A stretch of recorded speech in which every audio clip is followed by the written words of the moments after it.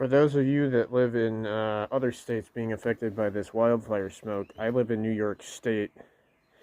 I live 45 minutes south of Rochester, and I can't even be out here without a mask on because it just affects my asthma so much.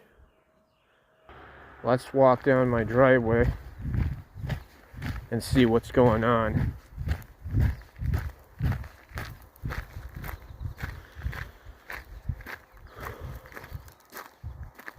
Yeah, you can definitely tell that this is like dense. Yesterday it was much, much worse.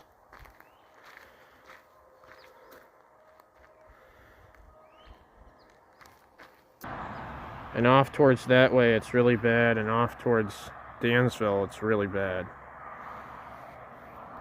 Anyways, that's wildfire smoke in western New York for you.